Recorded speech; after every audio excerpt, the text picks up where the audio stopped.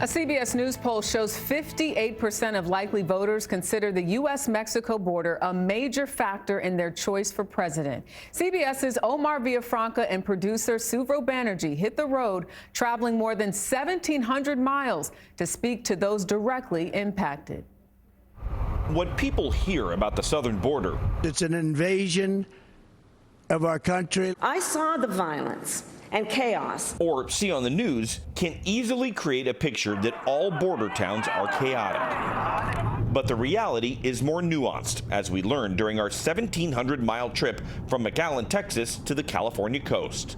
Laredo, Texas Mayor Victor Trevino is an independent and told us his city is not the Wild West. There's this overrun with cartels, there's crime and this and that, which is not true. He points to a different surge.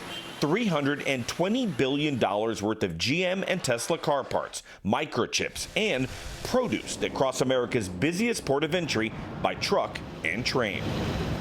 In Columbus, New Mexico, when a driver hauling alfalfa from Mexico stops to get a bite to eat, businesses like Adriana Zazumbo's Borderland Cafe get busy, and she says migrants are needed in the workforce. They would have to figure out a way to make them able to come over here and work. The right way, you know, the legal way, make it faster.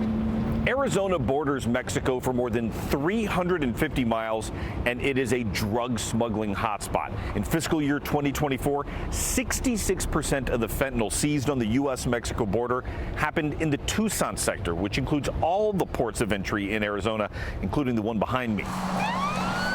In Cochise County, Arizona, car chases are an almost daily occurrence for Republican Sheriff Mark Daniels' deputies. Do you consider this area dangerous? I do, based on the element of what we see coming across the border. The element Daniels is talking about is the criminal kind, drug mules and human smugglers. Most, he says, are U.S. citizens involved in trafficking. Are you optimistic or pessimistic about what's going to happen here in the future?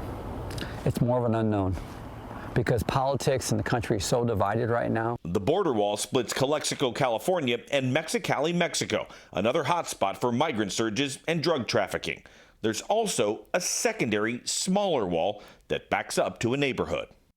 Every border community we visited had different issues, but everyone who we talked to in these towns agreed on two things. One, that they think the next president and Congress need to work on some sort of immigration reform. And the other thing they agreed on is that they are not optimistic that anything will get passed and that things will remain the same. Omar Villafranca, CBS News, Imperial Beach, California.